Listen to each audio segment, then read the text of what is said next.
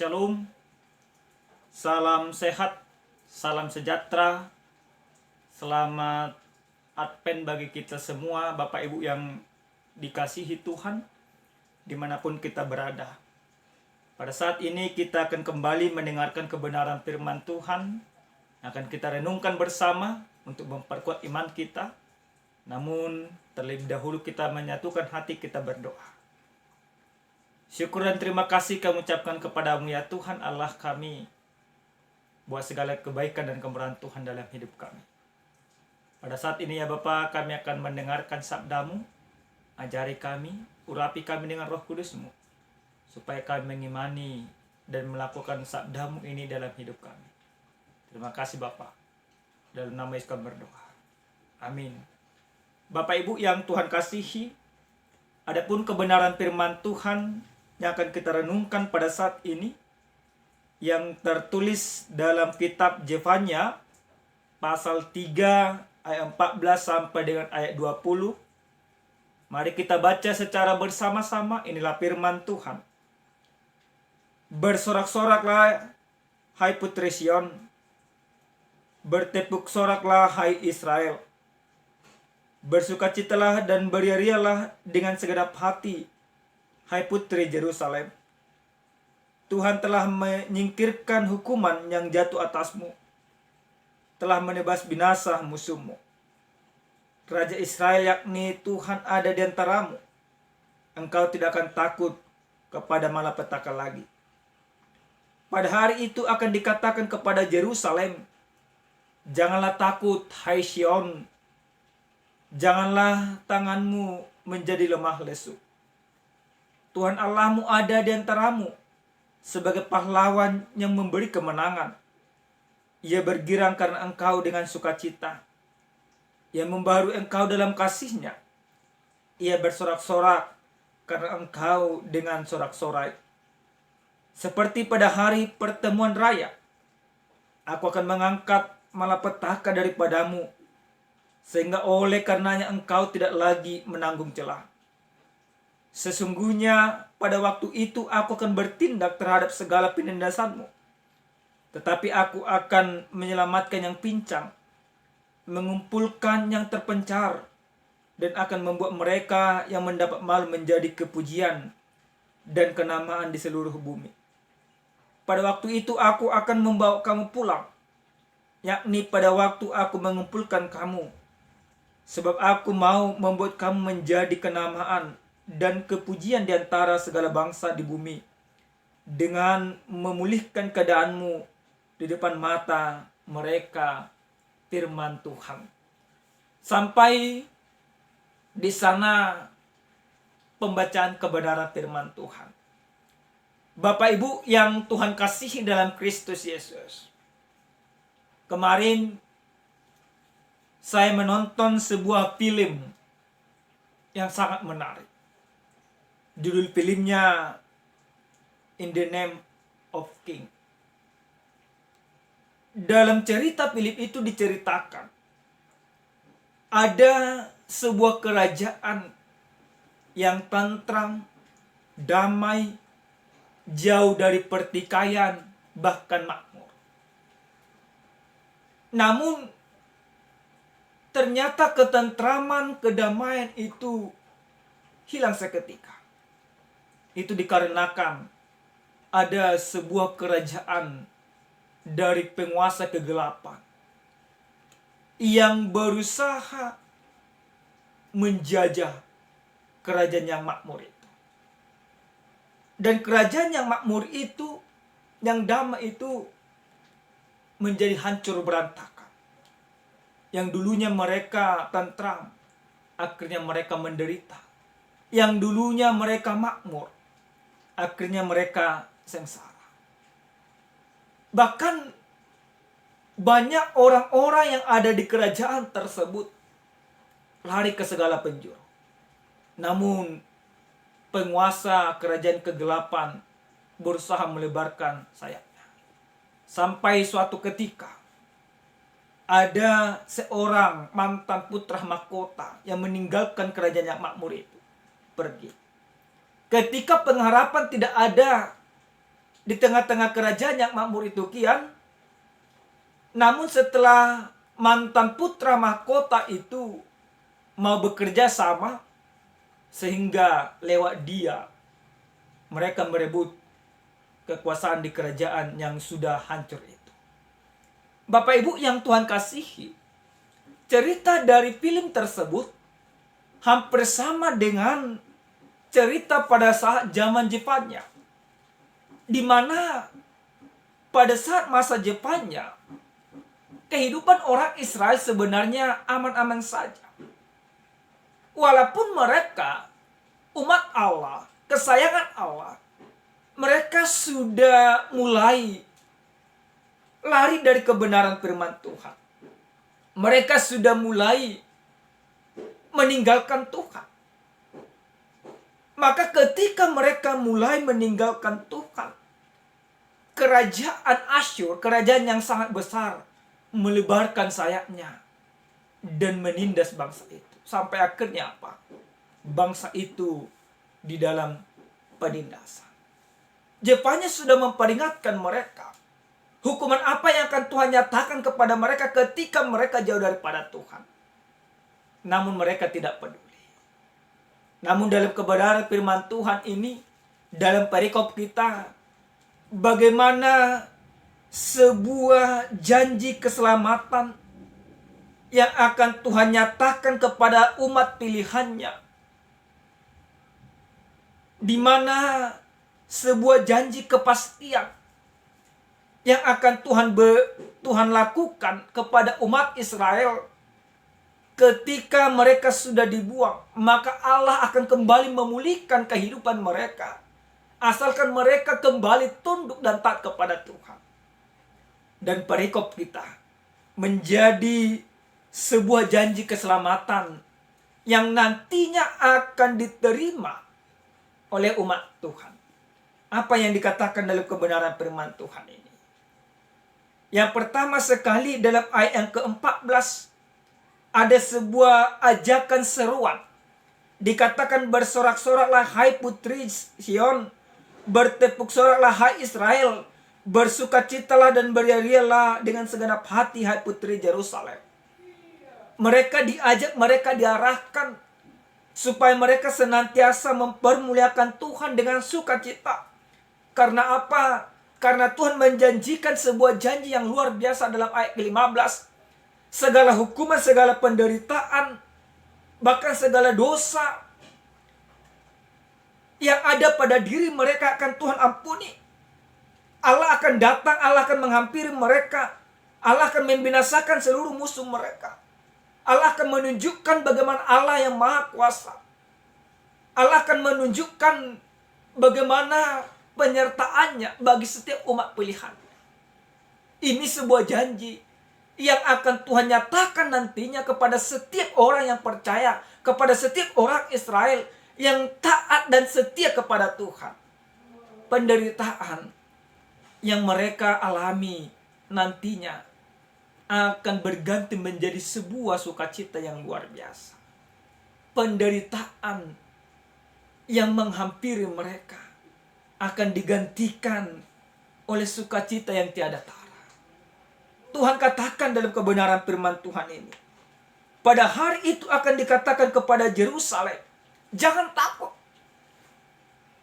Kedatangan orang Asyur ke Yerusalem sudah membuat mereka semakin takut.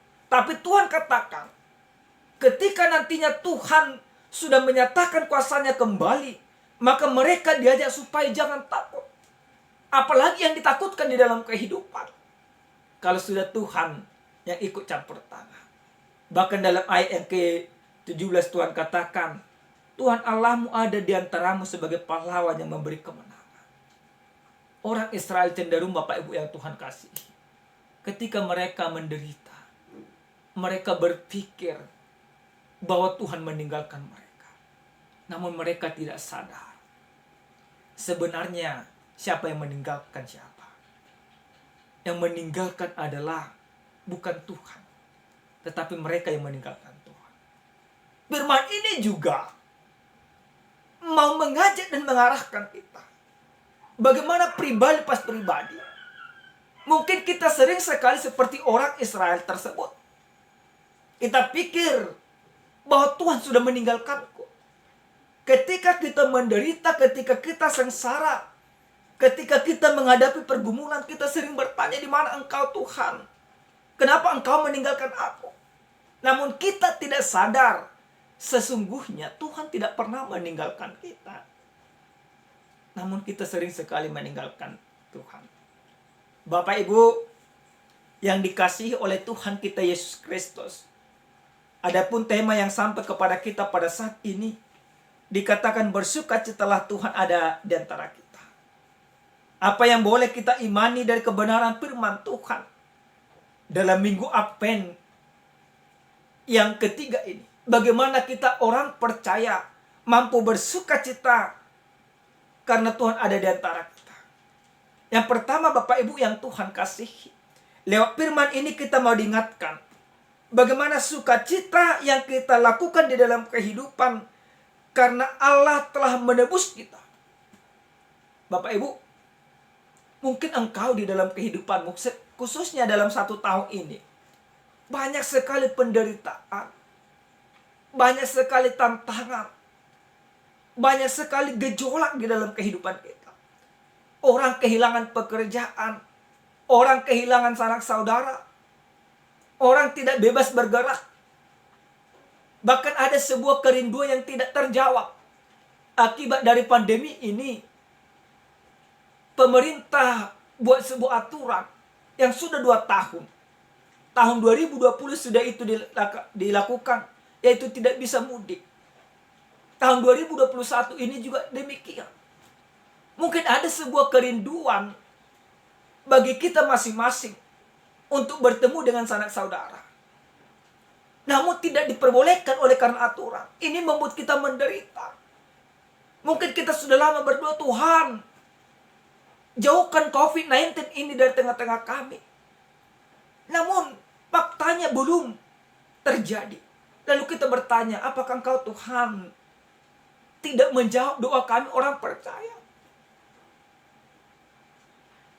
Ketika hal itu terjadi, banyak orang kehilangan sukacita di dalam kehidupan. Namun lewat firman Tuhan ini, Tuhan mau mengingatkan kita. Tuhan mau mengajak kita. Tuhan mau mengarahkan kita pribadi lepas pribadi. Bahwa dimanapun kita bisa bersukacita, dimanapun kita berada, kita harus bersukacita di dalam Tuhan. Kenapa kita bersukacita? Sekalipun pandemi datang, persoalan datang, ada sebuah kepastian bahwa dosa kita diampuni oleh Tuhan. Maka ini menjadi sukacita yang luar biasa yang harus kita imani di dalam kehidupan kita. Sukacita ini menjadi penggerak kita untuk senantiasa mempermuliakan Tuhan di dalam kehidupan. Yang kedua, Bapak Ibu yang Tuhan kasihi, lewat firman ini kita juga diajak untuk bersukacita karena Tuhan beserta dengan kita. Apalagi dalam minggu Advent yang ketiga ini. Lewat firman ini Tuhan memberikan sebuah kepastian bahwa Tuhan Immanuel, Yesus Kristus, Tuhan beserta dengan kita.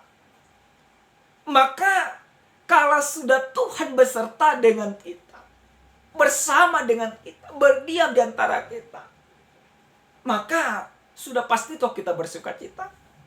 Kalau ada masih orang di antara kita pribadi lepas pribadi, dia belum percaya bahwa Tuhan beserta dengan dia, maka lewat firman ini kami katakan, bertobat engkau dalam hidup. Firman ini mau mengajak kita. Orang Israel mereka pikir, berarti nantinya kalau persoalan datang, berarti Tuhan sudah meninggalkan. Tapi jebanya katakan, Tuhan beserta dengan kamu. Tuhan Allahmu ada di antaramu. Maka jangan cari Allah lain. Maka kita juga lewat firman ini saya mau pastikan kepada kita pribadi lepas pribadi, Tuhan itu beserta dengan hidupmu. Apapun yang engkau alami di dalam kehidupanmu, baik sakit penyakit, baik kesengsaraan, baik penderitaan, baik sukacita, engkau harus katakan di dalam kehidupanmu, Tuhan beserta denganku. Aminkan di dalam hidupmu bahwa Tuhan beserta dengan hidupmu. Tuhan tidak pernah meninggalkanmu. Maka karena Tuhan tidak pernah meninggalkan kita, entah seberat apapun persoalan yang kita hadapi, maka jangan pernah tinggalkan Tuhan di dalam hidup. Yang ketiga, Bapak Ibu yang Tuhan kasihi, lewat firman ini kita mau diajak dalam minggu Advent ini, bagaimana kita dalam minggu Advent yang ketiga ini bersuka cita di dalam Tuhan, karena Tuhan tidak pernah membiarkan kita sendirian. Bahkan dalam ayat yang ke-19 sampai dengan yang ke-20, Tuhan katakan Tuhan akan memulihkan kehidupan orang Israel itu kembali. Maka ketika umat Allah dipulihkan oleh Tuhan, maka kita percayalah, COVID ini pasti berlalu. Tapi soal kapan berlalunya, itu hanya Tuhan yang tahu. Tapi ada sebuah kepastian, ada sebuah jaminan bahwa semuanya akan berlalu, bahwa kehidupan kita akan dipulihkan oleh Tuhan. Karena hidup kita akan dipulihkan oleh Tuhan, maka sudah sewajarnya kita bersuka cita. Mari Bapak Ibu yang Tuhan kasihi, lewat firman ini kami mau mengajak kita supaya kita bersuka cita. Persoalan boleh datang, kesengsaraan boleh datang, pengangguran boleh saja terjadi, tetapi kita harus percaya bahwa Tuhan senantiasa beserta dengan kita. Artinya apa? Artinya kita hidup terus dalam kebenaran firman Tuhan. Ada sebuah ilustrasi sebagai penutup dari sabda Tuhan yang kami sampaikan ini. Ada 3 pohon. 3 pohon ini masing-masing punya impian. Pohon yang pertama dia bermimpi, nanti beberapa tahun yang akan datang, aku akan menjadi tempat perhiasan daripada kerajaan. Lalu pohon yang kedua tidak mau kalah. Dia katakan, aku suatu hari nanti akan menjadi kapal pesiar yang banyak dikagumi orang. Lalu pohon yang ketiga tidak mau ketinggalan toh. Dia katakan, aku nantinya akan menjadi bangunan istana kerajaan. Apa yang terjadi setelah beberapa tahun kemudian terhadap ketiga pohon tersebut? Mereka berpikir, ketiga pohon ini berpikir jauh panggang dari api. Pohon yang pertama akhirnya yang dia impikan menjadi tempat perhiasan mahal, justru dia menjadi tempat makanan domba. Pohon yang kedua yang dia berpikir bahwa dia akan menjadi kapal pesiar, nyatanya dia hanya menjadi perahu nelayan. Pohon yang ketiga yang bermimpi akan menjadi tempat, menjadi istana, ternyata dia menjadi kandang domba. Lalu mereka bersungut-sungut. Apa yang terjadi Bapak Ibu yang Tuhan kasihi? Mereka tidak memahami pembentukan Tuhan. Dan kita juga sering sekali seperti itu. Bapak Ibu, engkau boleh bermimpi dalam kehidupan. Tapi apa yang terjadi akhirnya kepada pohon yang pertama, kedua, ketiga? Pohon yang pertama, dia memang menjadi tempat makanan sapi, domba. Tapi domba yang ada bersama dengan Yesus. Pohon yang kedua, dia memang menjadi perahu nelayan. Tapi Yesus pernah duduk di sana. Pohon yang ketiga, dia menjadi kandang domba, tempat Yesus lahir. Nah Bapak Ibu yang Tuhan kasih, apapun yang akan terjadi di dalam kehidupan, yakin dan percaya bahwa Tuhan membentukmu sesuai dengan ketentuan Tuhan. Engkau boleh menderita, tetapi jangan biarkan penderitaan yang ada di dalam hidupmu membuat engkau kehilangan sukacita bersama dengan Tuhan. Nyatakan dalam hidupmu, aku akan bersukacita senantiasa karena Allah beserta denganku. Katakan di tengah-tengah rumah tanggamu, rumah tangga kami akan bersukacita senantiasa karena Tuhan ada di tengah-tengah rumah tangga kami. Amin, kita berdoa. Terima kasih ya Tuhan kami, Tuhan yang maha baik. Buat sabda dan kebenaran firman-Mu yang sudah kami dengarkan pada saat ini. Biarkanlah kiranya kami dalam minggu Advent ini, kami senantiasa bersuka cita di dalam Tuhan. Karena kami percaya Tuhan senantiasa beserta dengan kami. Nyatakan kuasa-Mu Bapa di dalam hidup kami. Dalam nama Yesus kami berdoa dan bersyukur. Amin. Shalom, Tuhan memberkati.